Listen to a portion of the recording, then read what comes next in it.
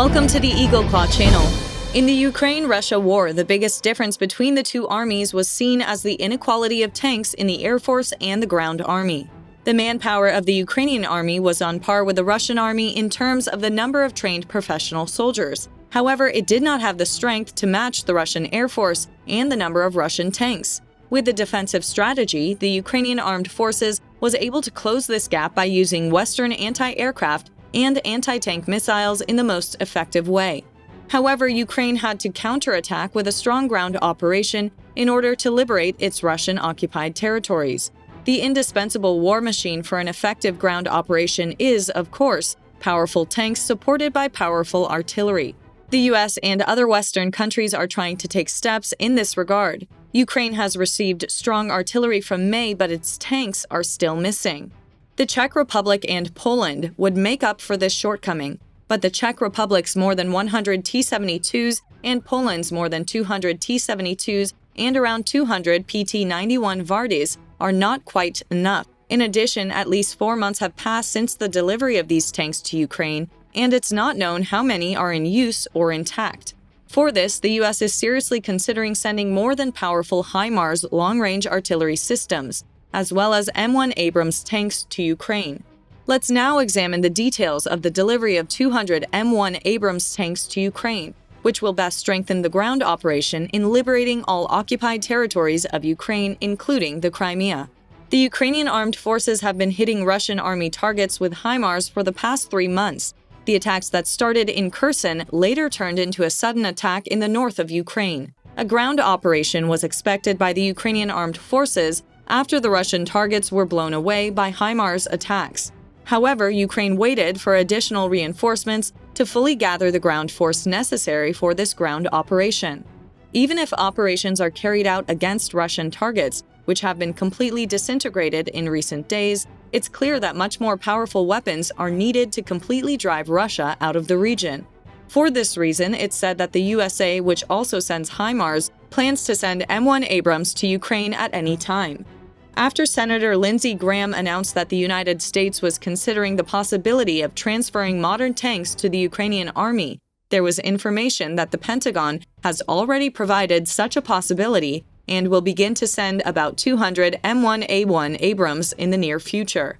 I hope we can do something in the coming days to provide more modern tanks to the Ukrainian Defense Forces, Lindsey Graham said. The move will reflect a major policy shift backed by Ukraine's successful counteroffensive in the east.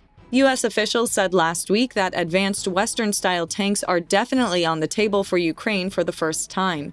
The statement is a reversal of policy, meaning that mostly defensive weapons will be provided to the besieged Eastern European country, currently in its 7th month, to fend off a Russian invasion. Modern tanks such as the American M1 Abrams would allow Ukraine to retake most of its lost territory to Russian forces. Rumors and allegations emerged last month that a Ukrainian delegation visited Washington, D.C. and pressured the U.S. government to supply Ukraine with tanks. A senior defense official said the Biden administration is constantly researching what Ukraine needs right now and also what it will need in the future. Tanks are definitely on the table along with other areas, the unnamed official said. The main problem for the Ukrainian army is its inability to use American military armored vehicles, and therefore the immediate delivery of these weapons is currently impossible.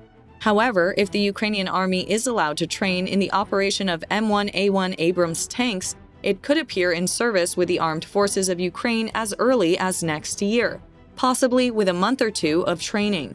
But there are rumors that the United States may have trained Ukrainian soldiers on this issue. If this is true, the transfer of M1 Abrams to Ukraine, which was recently sent to Poland, could take place, and this would increase the strength of the Ukrainian armed forces tremendously. NATO countries have amassed billions of dollars in aid to Ukraine, including about 300 main battle tanks, sourced from Poland, the Czech Republic, North Macedonia, and Romania. These tanks are modeled after Soviet Cold War tanks, specifically the T-72 series main battle tanks.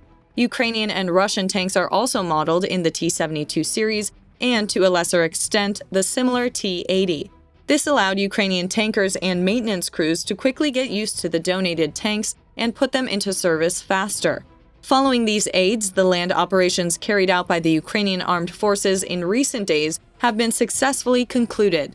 There are some issues with the tanks provided so far. First, it's largely obsolete by modern standards, although some, such as the Poland PT-91 Tawdry and the Romanian-supplied T-55S, have seen modest improvements in firepower, fire control, sensors, and mobility. Second, shared engineering DNA means that NATO's T-72s have the same engineering balance as do Russia's frontline T-72, T-80, and T-90 tanks. The modern NATO-style tanks, which the Pentagon explicitly mentions, are decades more advanced than most tanks on the Ukrainian battlefield. NATO primarily uses the American M1A1 Abrams series main tanks. These tanks contain 120mm main guns, advanced fire control, and passive infrared night vision, and better engines, transmissions, and suspension systems. NATO tanks are faster, much more effective killers than Ukraine's current tanks. However, the contribution of M1 Abrams to the Ukrainian armed forces will be at least as great as the contribution of M1A1 Abrams to the U.S. Army. But all these abilities come with a price, and not all of that cost is financial. Western tanks are complex war machines, and although an American and a Russian tank are designed to do the same thing, they are fundamentally different from scratch. They will provide decisive firepower and mobility on the battlefield. Despite the differences, the sudden change will be worth it because NATO tanks are definitely superior to Russian tanks, and their presence would be an earthquake on the Ukrainian battlefield. At the same time, the U.S. said in its latest aid package that it will send more HIMARS to Ukraine. The Pentagon is preparing to give Ukraine additional long-range missile launchers, which the country's defense forces are using to gain an edge over Russia's larger and better-equipped army. 4 high-motion artillery rocket systems will be included in the upcoming $625 million military aid package for Ukraine. The additional HIMARS came as the Biden administration sought to bolster Ukraine's long-term defense after successfully using HIMARS in recent advances against Russia. Citing unnamed sources, news sources reported that the undisclosed package would include other ammunition and equipment for Ukraine. The news of additional military aid comes less than a week after the Pentagon announced a $1.1 billion security aid package for Ukraine that includes financing for 18 HIMARS. This would be a crazy help. After this assistance, the Russian army will never be able to engage in a long-range war in Ukraine anymore. The Agile missile system has a range of about 50 miles and allows Ukrainian defense forces to attack high-value targets behind Russian lines, including ammunition depots, long-range artillery positions, command posts, and air defense sites. The Russian army has not been able to resist this power until today, and they will not be able to resist it from now on. At the same time, a senior military official said at a background briefing at the Pentagon today that as the fighting continues in Ukraine, the counteroffensive operations of the Ukrainian army in the south of their country are keeping the Russian forces in a defensive position. The Pentagon official said that after Russia left the area in northern Ukraine, Ukrainian forces entered the city of Liman and now control the city. There are Pentagon assessments that many of these Russian forces have returned to Kreminna, just east of Liman, and are likely prioritizing this area to hold the line and reject further Ukrainian advances. The Pentagon believes Liman is being used by Russian forces as a logistics hub, so its rescue by Ukraine is a significant operational success. The official said that the loss of Liman posted logistical difficulties for the Russians, with the Russians continuing to open artillery fire on the area around Kupiansk. But the Ukrainians continued to defend the area, and fierce fighting continued in Bakhmut as Russian forces tried to advance westward. As a result of these clashes, reports were published that the Russian army was heavily defeated.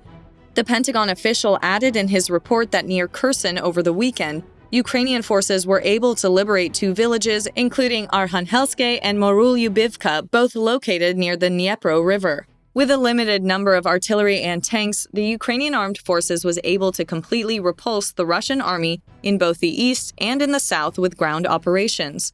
In the east and north, they broke the Russian lines up to 100 kilometers, and in Kherson up to 80 kilometers. If the Ukrainian armed forces receives M1 Abrams tanks by the first quarter of next year or earlier, it may be very close for Ukraine to liberate the Crimea. If you pay attention to the last week, Both the U.S. defense officials and generals, the president of Ukraine and the general of the army say the same thing. Crimea will soon be liberated by Ukraine. It might have been a little hard to believe these words 8 months ago, but now the balance has changed. They are more serious and determined than ever. Crimea is no longer a dream. Thanks for watching.